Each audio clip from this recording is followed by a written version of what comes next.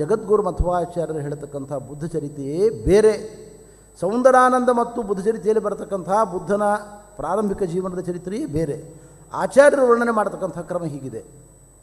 ಜಿನನ ಪರಂಪರೆಯಲ್ಲಿ ಶುದ್ಧೋಧನ ಅಂತ ಒಬ್ಬ ಇದ್ದ.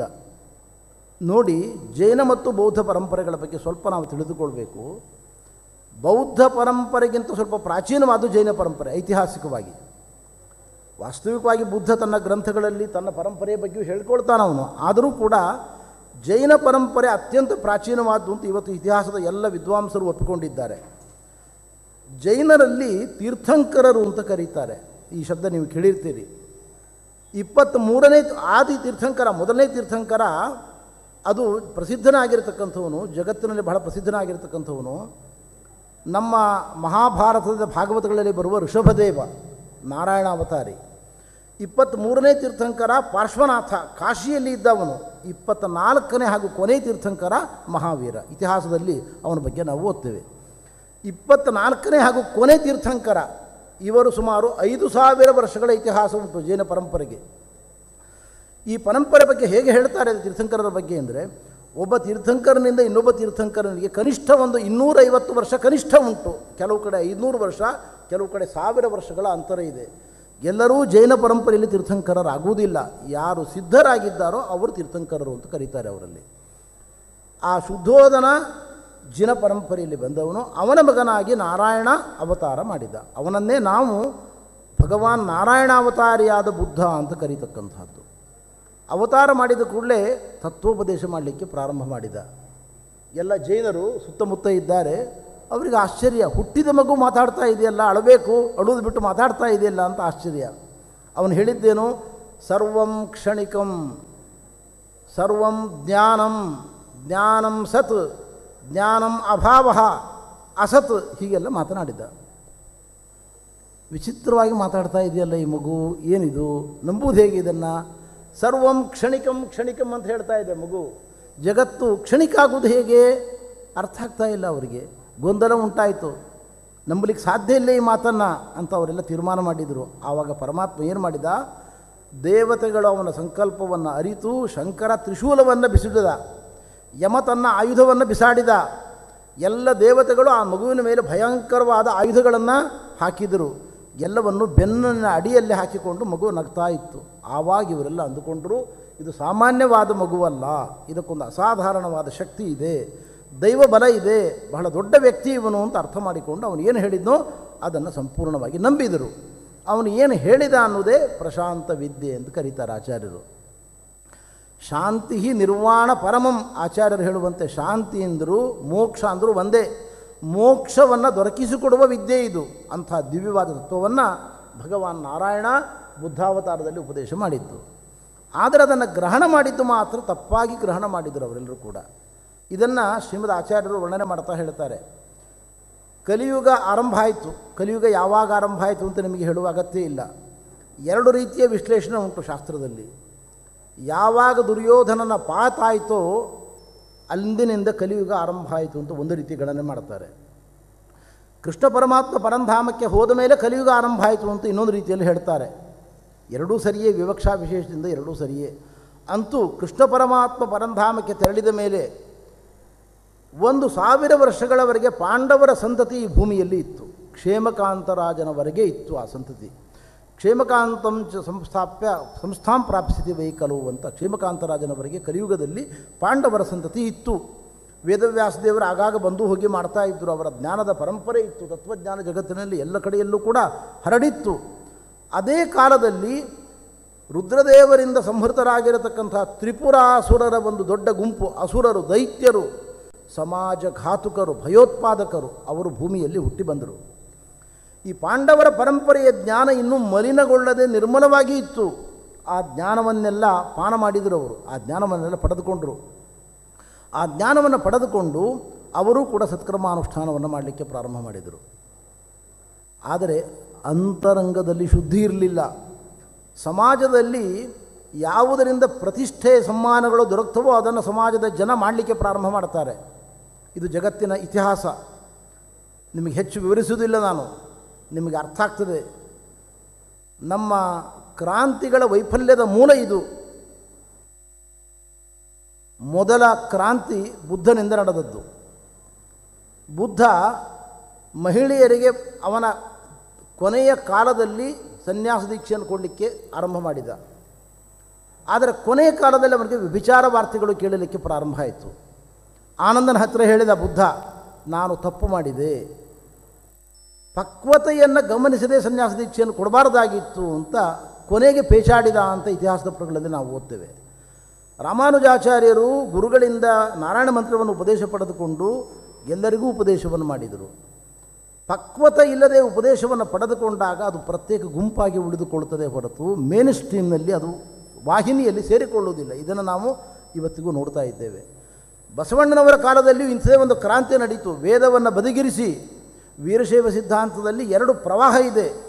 ವೇದವನ್ನು ಪ್ರಮಾಣ ಅಂತ ಒಪ್ಪಿ ಬ್ರಹ್ಮಸೂತ್ರಗಳನ್ನು ಪ್ರಮಾಣ ಅಂತ ಒಪ್ಪಿಕೊಂಡು ಶಿವಸರ್ವೋತ್ತಮತ್ವವನ್ನು ಹೇಳ್ತಕ್ಕಂಥವರು ಪಂಚಾಚಾರ್ಯ ಜಗದ್ಗುರುಗಳ ಪೀಠ. ಅವರ ಪ್ರಕಾರ ವೇದ ಪ್ರಮಾಣ. ಬಸವಣ್ಣನವರು, ಅಲ್ಲಮಪ್ರಭು, ಅಕ್ಕಮಹಾದೇವಿ, ಚನ್ನಬಸವಣ್ಣ ಮೊದಲಾಗಿರ್ತಕ್ಕಂಥವರೆಲ್ಲರೂ ಕೂಡ ವೇದ ಪ್ರಾಮಾಣ್ಯ ಬ್ರಹ್ಮಸೂತ್ರಗಳ ಪ್ರಾಮಾಣ್ಯವನ್ನು ಬದಿಗಿರಿಸಿ ಕೇವಲ ಕನ್ನಡದ ಭಾಷೆಯಲ್ಲಿ ವಚನಗಳನ್ನು ರಚನೆ ಮಾಡುವ ಮೂಲಕ ಒಂದು ಸಿದ್ಧಾಂತವನ್ನು ಕಟ್ಟಿದರು. ಇದರ ಫಲಶ್ರುತಿ ಏನಾಯಿತು ಅಂದರೆ ಅವರ ಕಾಲದಲ್ಲಿ ಆ ಸಿದ್ಧಾಂತ ವಿಫಲವಾಯಿತು. ಅವರಲ್ಲಿ ಎಲ್ಲರೂ ಲಿಂಗಾಯತರಾಗಲಿಲ್ಲ. ಅದರಲ್ಲಿ ಪುನಃ ಜಾತಿ ಹಾಗೆ ಉಳಿದುಕೊಂಡಿತು. ಜಾತಿಯನ್ನು ಅಳಿಸಲಿಕ್ಕೆ ಹೊರಟ ಈ ಪ್ರಯತ್ನ ಬಣಜಿಗ ಲಿಂಗಾಯತರು, ಚಮ್ಮಾರ ಲಿಂಗಾಯತರು, ಕಮ್ಮಾರ ಲಿಂಗಾಯತರು ಅಂತ ಆ ಜಾತಿಯೊಂದಿಗೆ ಲಿಂಗಾಯತರು ಉಳಿದುಕೊಂಡರು. ಇದನ್ನು ಯಾಕೆ ಹೇಳ್ತಾ ಇದ್ದೇನೆಂದರೆ, ಕ್ರಾಂತಿಯ ವೈಫಲ್ಯದ ಮೂಲ ಕಾರಣ ಪಕ್ವತೆ ಇಲ್ಲದೆ ಜ್ಞಾನವನ್ನು ಪಡೆದುಕೊಳ್ಳತಕ್ಕಂಥದ್ದು, ಅನುಷ್ಠಾನವನ್ನು ಮಾಡತಕ್ಕಂಥದ್ದು. ಇದು ಆಗಲೂ ನಡೀತು. ಅದರಿಂದ ದೇವತೆಗಳು ಪರಮಾತ್ಮನನ್ನು ಶರಣಾಗತರಾದರು. ಜ್ಞಾನಯೋಗ್ಯರಲ್ಲದವರಿಗೆ ಜ್ಞಾನ ದೊರಕಿದರೆ ಸಮಾಜಕ್ಕೆ ಅದರಿಂದ ಲಾಭ ಆಗುವುದಿಲ್ಲ, ಹಾನಿ ಆಗ್ತದೆ. ಜ್ಞಾನಕ್ಕೆ ಬೇಕಾದ್ದು ಹೃದಯ ಶುದ್ಧಿ, ಅಂತರಂಗ ಶುದ್ಧಿ. ಅದು ಇಲ್ಲದೆ ಜ್ಞಾನವನ್ನು ಪಡೆದುಕೊಂಡಾಗ ಸಮಾಜಕ್ಕೆ ದೊಡ್ಡ ಹಾನಿ ಆಗ್ತದೆ. ಇವತ್ತು ವೈದ್ಯಕೀಯ ವಿಜ್ಞಾನ ಇದೆ, ಇದನ್ನು ಎಲ್ಲರೂ ಪಡ್ಕೊಂಡಿದ್ದಾರೆ. ಇದರ ಫಲಶ್ರುತಿ ಏನು ಅಂದರೆ ರೋಗಗಳು ಹೆಚ್ಚಾಗಿದ್ದಾವೆ, ನಿಮ್ಮ ಎಲ್ಲ ದುಡ್ಡು ಕೂಡ ವೈದ್ಯರಿಗೆ ಹೋಗ್ತದೆ. ಇಷ್ಟೇ ಆಗಿರೋದ್ರಿಂದ ಸಮಾಜಕ್ಕೆ ಏನೂ ಕಲ್ಯಾಣ ಆಗಿಲ್ಲ.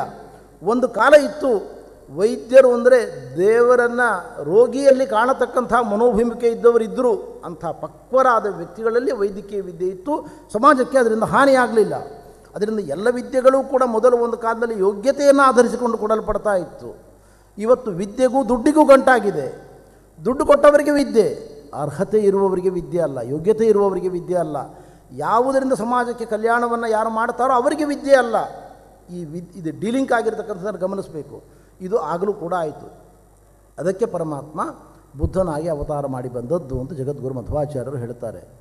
ಅವನು ಹೇಳಿದ ವಿಚಾರಗಳನ್ನು ಅರ್ಥ ಮಾಡಿಕೊಳ್ಳುವ ಪಕ್ವತೆ ಆಗಿನ ಜನರಿಗೆ ಇರಲಿಲ್ಲ, ಎಲ್ಲ ಜೈನ ಪರಂಪರೆಯವರಿಗೆ ಇರಲಿಲ್ಲ ಅಂತಾರೆ ಆಚಾರ್ಯರು.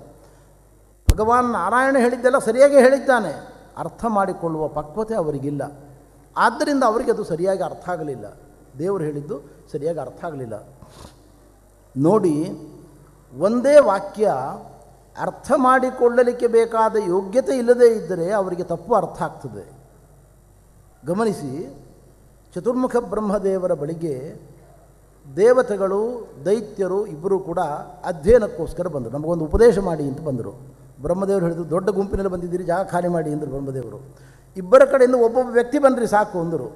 ದೇವತೆಗಳ ಕಡೆಯಿಂದ ಇಂದ್ರ ಬಂದ, ದೈತ್ಯರ ಕಡೆಯಿಂದ ವಿರೋಚನನ್ನು ಕಳಿಸಿಕೊಟ್ರು. ಇಬ್ಬರೇ ಬಂದರು. ಕೂತ್ಕೊಳ್ಳಿ ಎಂದರು ಬ್ರಹ್ಮದೇವರು.